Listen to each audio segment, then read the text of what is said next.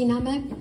Skôr ako budeme svedkami vianočného príbehu, začneme ho spoločne prežívať, vypočujeme si evanjelium z tejto udalosti, ktorá sa skutočne stala. Nachádza sa vo Svetom písme, v evanjeliách a je z dávnych čias, a to spred 2000 rokov. A zapísal ju evanjelista svätý Lukáš. Pán s vami.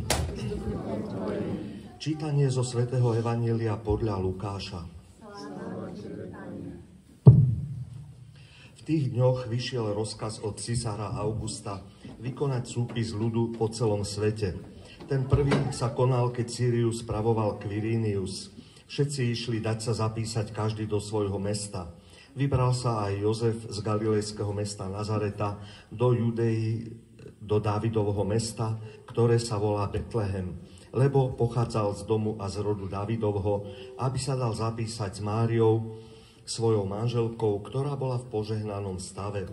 Kým boli tam, nadišiel jej čas pôrodu. I porodila svojho prvorodeného syna, zavinula ho do plienok a uložila do jasiel, lebo pre nich nebolo miesta v hostinci. V tom istom kraji boli pastieri, ktorí v poli nocovali a strážili svoje stádo. Zrazu zastal pri nich Pánov anjel a ožiarila ich Pánova sláva. Zmocnil sa ich veľký strach, ale anjel im povedal: Zvestujem vám veľkú radosť, ktorá bude pre všetok ľud. Dnes sa vám v Dávidovom meste narodil Spasiteľ Kristus Pán. A toto vám bude znamením: nájdete dieťatko zavinuté do plienok a uložené v jasliach. A hneď sa k anjelovi pripojilo množstvo nebeských vojov, spievajúcich chvály Bohu. Sláva Bohu na výsostiach a na zemi pokoj ľuďom dobrej vôle. Počuli sme slovo Pánovo. Dobre, môžete si posadať. Milí bratia a sestry, aj milé deti, je tu otázka, že prečo sa robia jasličky, prečo sa robí Betlehem a aj prečo dostávame vianočné darčeky. Kto by vedel povedať, deti, že ktoré postavy, no počúvaj, povedzte chalani, že ktoré postavy boli okolo narodenia Pána Ježiša, kto tam všetko bol, keď sa narodil?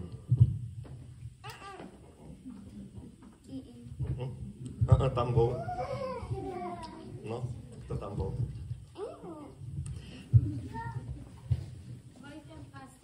Pastier, traja králi a ešte tam boli zvieratka. Aké? Tam boli zvieratka. No, výborne, tam rozviazal jazyk, výborne. A aké zvieratka tam boli, no?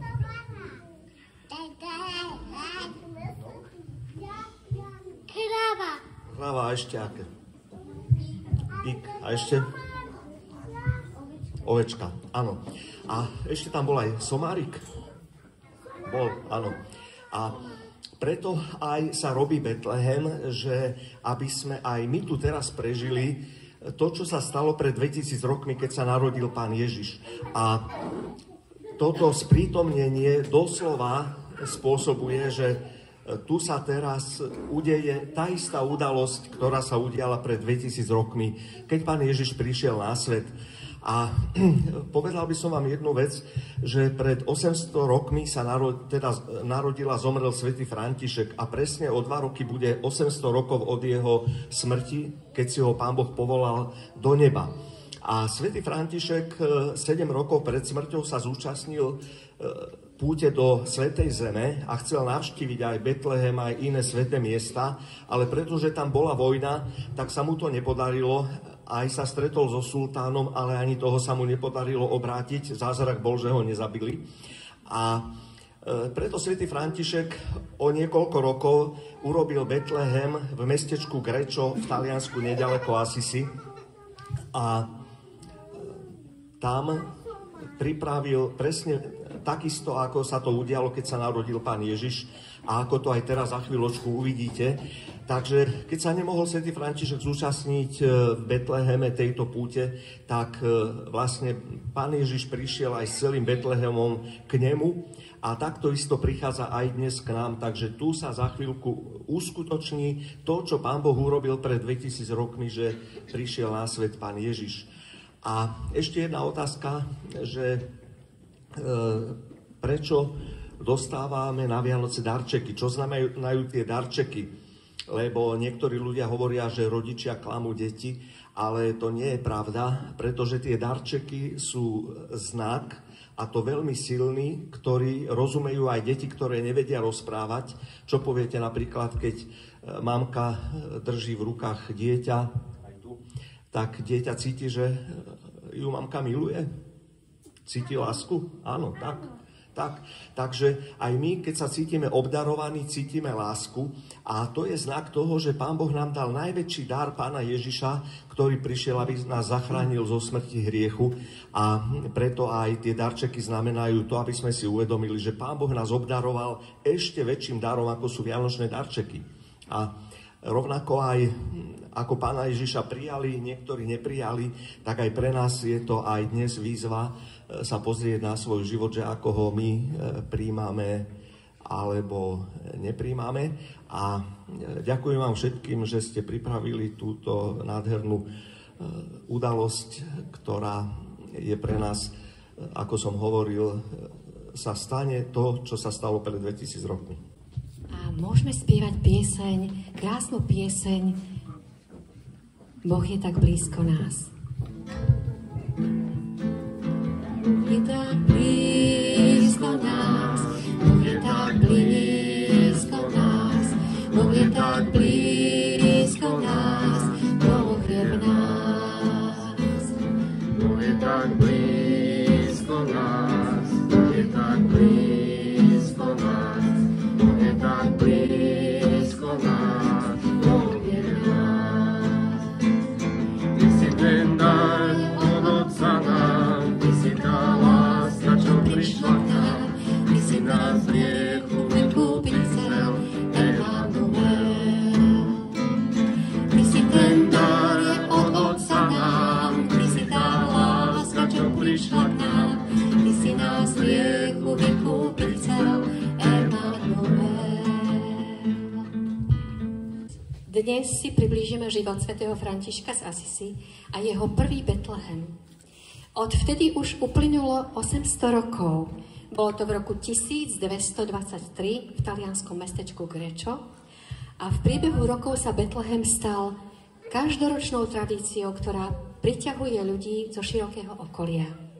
Jednoduché gesto svätého Františka premenilo tiché mestečko na maják lásky, ktorý pripomenul, že skutočný zmysel Vianoc sa nachádza v skromných začiatkoch a nezištnej láske.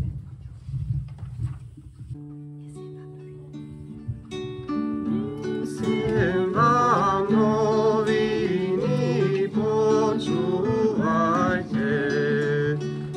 z Betlemskej doliny pozor dajte. Čujte, ich pilne sú neomylné, čujte, ich pilne sú neomylné, rozjímajte. Ich pilne sú neomylné, čujte, ich pilne sú neomylné, rozjímajte. Kedysi dávno v malom mestečku Asisi žil František. František, ktorý sa volal Asisky a bol známy svojou hlbokou láskou k prírode a všetkému živému. Teraz piesňou, ktorú zaspievame, budeme ďakovať Bohu za ľudí, prosiť Boha za národy, za zem a za všetko živé. Zaspievame pieseň Daj Boh šťastia tejto zemi. Daj Boh šťastia tejto zemi všetkým ľuďom nej. Nech im slnko jasne svieti každý Boží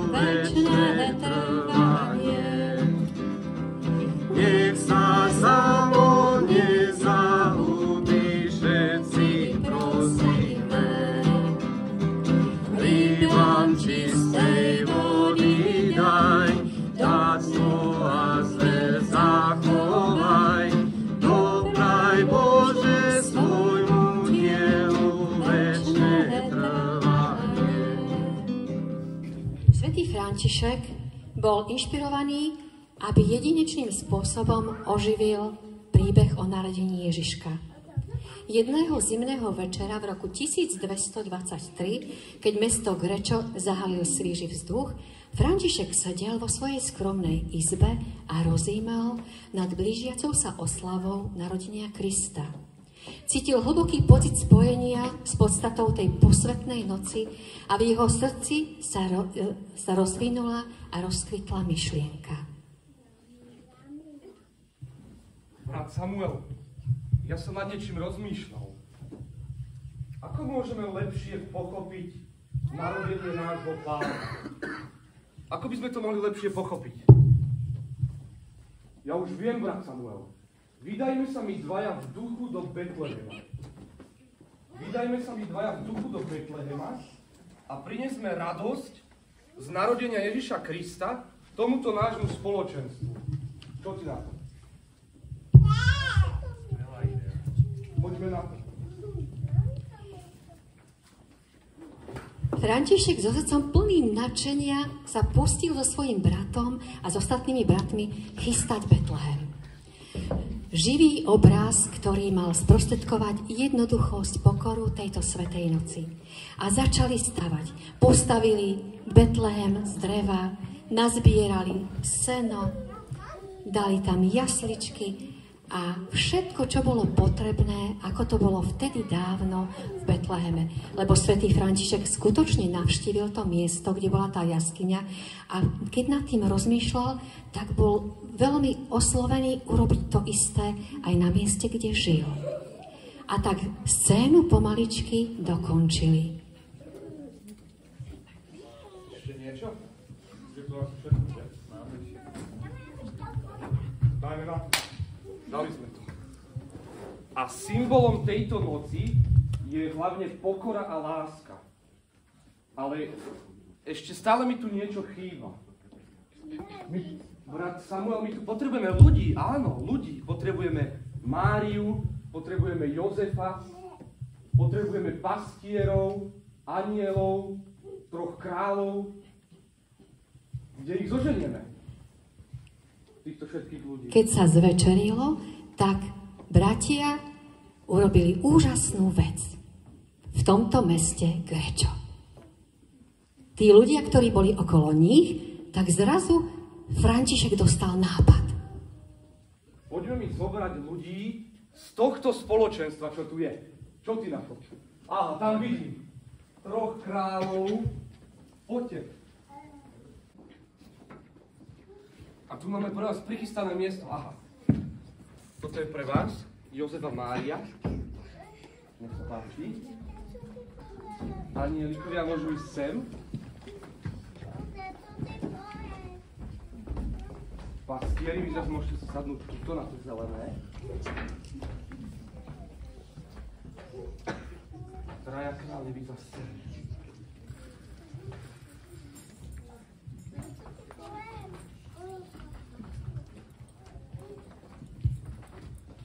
Hľa! Ešte si sadni. Betlehemský zázrak. Znovu medzi nami. A my ťa, Pane Bože, prosíme, aby tento betlehemský zázrak nám sprítomňoval to, že tá najväčšia, najkrajšia a najhlbšia láska sa tvorí práve na tých najskromnejších miestach, ako tu, v tejto chudobnej maštale. A tak začíname prežívať príbeh Vianoc. Glória.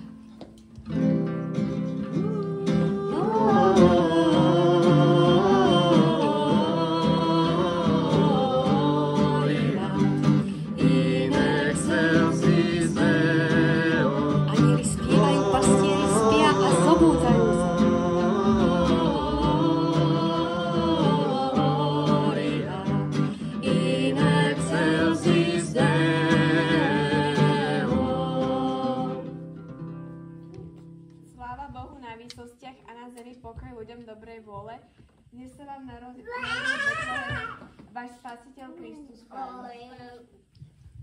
Zobuďte ich, šikovní anieli. Pastieri, vstávajte.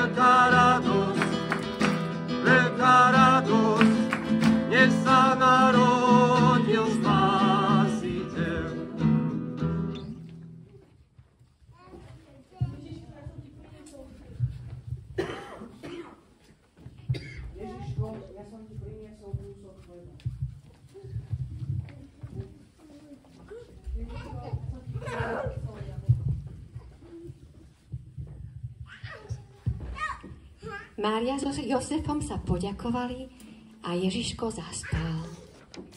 A spievame mu pesničku.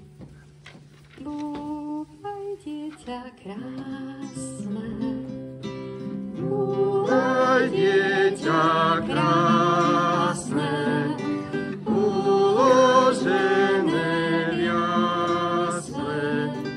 Búvaj, búvaj, pachoľa, milostivé Jezula, budeme ťa kolísať, aby mohol dobre spať. Ježišku náš milý, aby sa ti snili veľmi krásne sny, veľmi krásne sny. Ježiško zaspal, ale niečo sa dialo ďalej. A viete, čo sa dialo ďalej? Prečítajme si kúsok zo svätého Evanielia. Keď sa Ježiš narodil v judskom Betleheme za čias kráľa Herodesa, tu pristúpili mudrci od východu do Jeruzalema a pýtali sa, kde je ten novonarodený židovský král? Videli sme totiž vychádzať jeho hviezdu na východe a prišli sme sa mu pokloniť. Keď to počul Herodes, rozrušil sa a celý Jeruzalem s ním.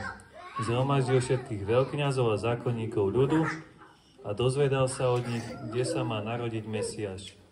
Oni mu odpovedali, v judskom Betleheme, lebo tak píše prorok. A teraz bude jedna pieseň, kde sa zapojíte aj vy, detičky. A ja vás poprosím, aby ste prišli sem dopredu a budeme spolu hrať sa, lebo tá pieseň je o deťoch, ktoré sa zabávajú na námestí v Betleheme. Na námestí v Betleheme zabáva sa krdel detí, keď prichádzajú králi, rátaj, že ich raz, dva, tri, skadiaľ, že vy prichádzate z karavánu ťava koní. To, že ste a čo sa deje, že ste prišli práve k nám. Ja prichádzam z východnej ďalky, zo zeme, ktorú množstvo zlata, striebra krášli, ale odtedy, čo som na nebi videl hviezdu, už nemôžem spať. Ale odtedy, čo si na nebi videl hviezdu, už nemôžem spať. Ja prichádzam z východnej ďalky, zo zeme plnej rozvoniavajúcich kvetov, ale odvtedy, čo som na nebi videl hviezdu, už nemôžem spať. Ale odvtedy, čo si na nebi videl hviezdu, už nemôžem spať. Ja prichádzam z východnej ďalky, zo zeme, kde je mnoho chudobných a chorých, ale odvtedy, čo som na nebi videl hviezdu, už nemôžem spať. Ale odvtedy, čo si na nebi videl hviezdu, už nemôžem spať. My prichádzame z východnej ďalky, lebo videli sme žiariť jeho hviezdu. Prichádzame mu zložiť poklonu, tu sa narodil židovský kráľ. Prichádzame mu zložiť poklonu, tu sa narodil židovský kráľ. A tu deti z Betlehema, keď sa zadívali k nebu, zrazu uvideli hviezdu nad domom, kde Ježiš spal. Aj my všetci už ideme z karavánu ťava koní. Spolu s mudrcmi sme našli, kde sa zrodil Spasiteľ. A teraz nám povie brat Samuel, čo sa stalo ďalej. Môžete si sadkať, deti. Mudrci sa išli pokloniť židovskému kráľovi a priniesli. Prvý doniesol kadidlo.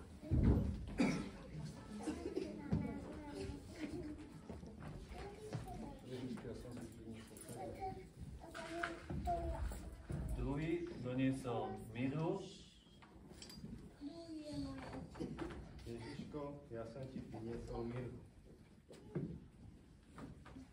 A tretí doniesol zlato. Ježiško, ja som ti doniesol zlato, ako kráľovi. A inou cestou sa vrátili naspäť, tak ako im zjavil. A knieža, čo získa trón, Syn ho dávno prial a pomáhal kráčať tmou. Niekoľko rôčkov, niekoľko zím, čo na čele s kráľom izraelským, Syn zemocov získa, premôže im, ten sen mu bol nádejou. Úžasne málo od Boha chcel, tak príšerne nízko hľadal svoj cieľ, že hoci sa díval, neuvidel a naďalej kráčal v tom.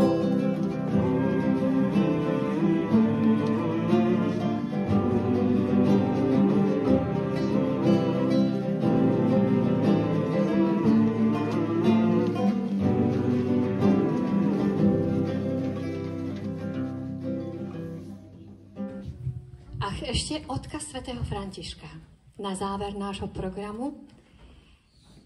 Ako sa šíril príbeh o narodení z Asisi, šíril sa aj duch súcitu a láskavosti. A tak každý rok sa schádzali pri jasličkách nie len preto, aby oslavovali jeho narodenie, ale aby niesli ďalej tento odkaz svätého Františka, odkaz lásky, jednoduchosti a trvalého kúzla skromných jasličiek. Môžeme našim účinkujúcim zatlieskať.